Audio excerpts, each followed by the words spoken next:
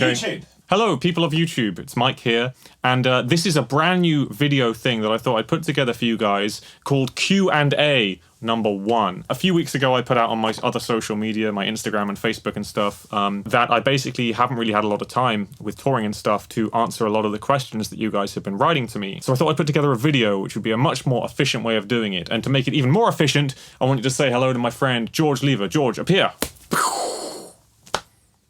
Oh, George Lever, everybody. Sick. And by the way, we are here at George Lever G1 Productions in Wells, Somerset, for all of your production needs if you want massively cool edits like that one. George is going to read the questions that you submitted on my Instagram and Facebook and stuff right now, and hopefully it's of interest. If it is of interest and you dig it, write in the comments and ask if there's any other questions that you'd like, and maybe we'll do this again, you know, because I need an excuse to hang out with this guy. Cool. Question number 1. Why, you want me to say the username? Yes. Angus MGL Fraser. Angus, asks, my man. Yeah, asks, what's your process for arranging or writing music? Let's start with arranging. So when I'm like covering a song, you can't really just choose any particular, or in my opinion, you can't really just choose any song, like the number one song, a popular song in the charts to cover. It has to adhere to certain features. You have to have a melody that moves like a mountain range the whole time, right? So an example of that is, a lot of people have said in the past, cover a Linkin Park song. But every Linkin Park song has a Mike Shinoda verse with rapping and stuff like that, which on acoustic guitar just doesn't translate. So you need to really think of the song, the melody and the rhythm and the harmony have to intertwine in a very, very good way, or an applicable way. An example, actually, the Scarlet cover, the Periphery Scarlet cover. Did we do some of that here? We did. In fact, it was here in this room where I started doing that. I actually removed part of one of the verses because the vocalist Spencer is just like screaming, and that just doesn't translate to the guitar, right? So it normally starts with the song, and then normally I dissect it sort of beat by beat, bar by bar, and the tuning will have to change as it goes through. In fact, Titanium, the cover of Titanium I did, it started in Dadgad tuning, and it ended up in like C, G, D, G, B flat, C. As it went through, I realized I needed different note access, you know. So don't be afraid to like change the tuning once you've started. When it comes to writing, come to one of my workshops and I'll tell you about that. Next question. Wodgy Pro. Wodgy Pro. Wodgy Pro asks, on a scale of 1 to Jon Gomm, how much theory do you know? Wow. Okay. Well, we need to quantify what Jon Gomm is. So let's see if he'll answer the phone. Okay, so John, I'm with my buddy and I'm shooting like a little Q&A video. So can you please just tell the people on a scale of 1 to 10 how much theory you know, and then that would help us with our... I know a lot of theory. Okay, so would you say you're like an 8? I don't know, who's 10? 10 is Alan Holdsworth. That is 10. That is 10. Okay. Yeah, okay. If 10's Alan Holder, I'll take an 8, but I'll feel a bit foolish. Okay. We'll say you're a high 7. Okay, thanks. All right, thanks, John. Appreciate it. See you soon, buddy. So now that we've established John is a high 7, I would say I'd be like less. Next question. Melvin asks, where do you get your sexy outfits from? Bershka. Cam asks, can you give advice for finding melodies that sound unique? Melodies that sound unique. When you're like writing in like box shapes and writing in scale shapes that you're used to playing, things can start to sound a little bit repetitive, especially if you're used to just the kind of pentatonic stuff or the blues stuff. So a lot of the more unique melodies that come to mind usually just come from tunes you just start humming on the street, like little made-up tunes in your head, or a tune perhaps that you've written on an instrument that you're not too familiar with.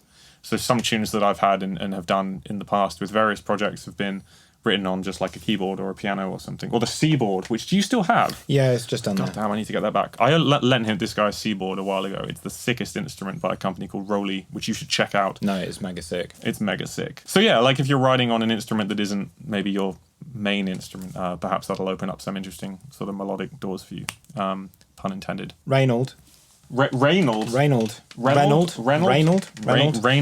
asks, how hard is it to make a living with guitar? With money. So, okay, Reynold, making a living just from writing music is very, very, very difficult. I've always worked in a very, very niche style. So I chose a lane. Like, in fact, I went to uni with this guy. That's how we met. We lived together, actually, for a while.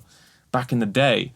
And I was, like, locked away in my room figuring out how to play this weird style. And because it's such a niche, weird thing, and I mean, even though you're aware of it and there are probably people watching that know the style, you have to admit it's not a mainstream style. So that presents a lot of opportunities, because if there's less people doing a job, you are more likely to get hired for the job. For example, if there's a guitar festival that wants a fingerstyle night or something like that, there's a smaller pot to pull artists from, right? For example. But the main thing is you have to diversify your income. So don't just write, don't just perform, have a decent amount of merchandise, guitar tabs, whatever, do a bit of tuition on the side maybe. Maybe YouTube videos like this might end up with a little advert. If you watch the advert and don't have an ad blocker, for example, that will give, a few pennies perhaps. All this stuff over time adds up, but it is very difficult for sure, which is why you guys are so awesome, and the support that you've given musicians like myself and niche musicians, that is really, really important. Do not discount this. So merch links in the description. Reynold. Speaking of merch, it's also Black Friday, which means nothing in the UK, but for anyone who's in America or anywhere in the world that wants a tab book or a CD or a signed thing, links in the description for that, like Dawes.com. Omar asks, who is your graphic designer? My graphic designer? Really? Okay, well, I've had several graphic designers over the year, including this man. You did some graphics for like my tour posters and my logos, as well as editing this video. So if the edit sucks... evgdn.ph asks... Can a vowel, please, Carol? How to choose proper guitar for finger? Proper guitar for finger, my man. Try as many guitars as you can. George is dyslexic, so don't worry about him. That's literally how it's... Yeah,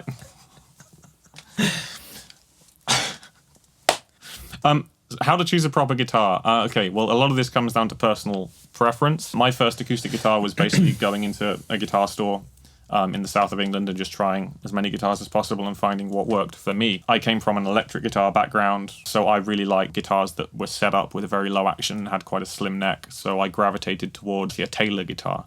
And there's lots of guitars out now, like the Sire acoustics are coming out soon. In fact, to be honest, if you're into a starter guitar, do check out Sire guitars for sure. For me, my signature guitars, like my Kunz and my Benjamins, have been sort of built based on things that I've learned through experience. I like a spruce top because it's bright and it's good for percussion. It's a little bit more solid. And also I like rosewood or mahogany back and sides. Just gives a nice snap and it just sounds nice to my ears for sure. So just get out and try as many guitars as you can. And do some research. Yeah. Next question. Sorry. Your bones make weird sounds. Another one. Leela Ball Leela. wants to know, what shampoo do you use? The cheapest one. Ante wants to know, what shampoo do you use? Fuck! Tio Weewo Bow Wow wants to know what just happened. Oh, man, related to Lil Bow Wow? What was the question? What just happened? Brexit. Is my chair creaky enough? Daniel Joseph makes music. The name is Makes Music. Daniel Joseph makes music. Would like to know, if you could add an instrument to your live set Yeah. that is worthwhile, what?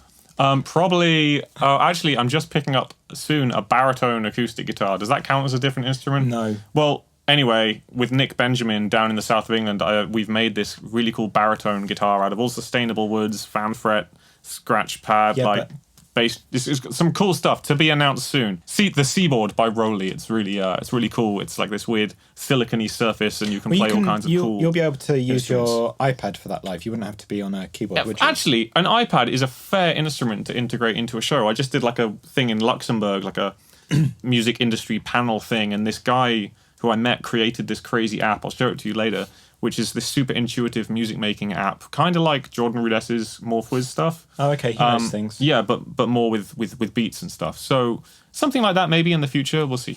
Touch stuff is quite hard with these gangly, gross fingernails, though. So what mic are you using on the inside of your guitar to get the percussive sound? The microphone that's inside my guitar is pretty much obsolete. I'm basically using the Damasio Piezo. And it's resonant enough. It's called the Black Angel Piezo, and it's resonant enough to pick up all of the like percussion and stuff. So I do have a little K&K branded Trinity microphone inside. I think it was actually Jon Gomm sent it to me as like a replacement. I was in the country for a day and I needed something and he sent it down or something. I can't quite remember, but it's on like such a tiny volume level that it's hardly needed. Again. Another one. Judah MC, no. Is it possible to tune in... Judah MC, no. No. You did a... And I went, no. Next question. Your privilege is horrible. Stop assigning my privilege. Judah MC Yeah. is asking, Yeah. is it possible to tune in standard with the gauge strings 13 to 56? Yes. There you go. Next question. I asked if I'm allowed to rinse. Yeah. And you went, Rinse yes. your And then I socks did it. and And then you went, pants. well, George. Tomcat51399 asks, how do you go about finding guitars that are suitable for touring? Huh. Okay. Well, that depends on one's individual needs. So for myself, I have... the first two guitars that I had were made by a guy called Nick Benjamin in the south of England. And I knew his guitars were great because Newton Faulkner, who I knew before, was playing them. I know Eric Roche had one who was a big hero of mine. And the first guitar that I got from him, the Coca Bolo, an Alpine Spruce. That was whilst we were at uni. It was. Yeah. In fact, you might have been the first person to record that. Yes, Benjamin Taylor. George recorded the very first Boogie Shred video. If you've seen a video of me playing Boogie Shred in sort of a room with a pine floor That and a is curtain, and I old. look really like young, this is the man who recorded it. Yeah, I didn't know what I was doing. No, neither did I. But it's all down to your personal needs, you know. It's a very hard question. The Andreas Kuntz guitar I knew I wanted because I'd met Andreas many times through touring. He actually offered me my first ever concert that was outside the UK back in 2013. It was the first ever gig on the What Just Happened tour. So I got to know his guitars through that and through Petri Sariola and through Martin Harley and all these other musicians. You know Pete, right? I like Petri. Yeah, we like Petri. Petri's just had a baby. Did he call it Fudge? Thanks, George. I hope that's been useful for some of you. I'm going to leave now, and if you'd like more little questions and answers and things like this, just write them in the comments, and then eventually, when I get enough, we'll do another video, perhaps with George, perhaps with not. It depends if he's a good boy. Wow. All right, guys, thanks very much for the questions. If you have any more questions, just write them in the comments, and maybe we'll do another Q&A video. Now it's time to be a YouTuber and be like, don't forget to hit that bell and subscribe for more really entertaining and valuable content like this. Oh, my God. See you on tour soon. Merch.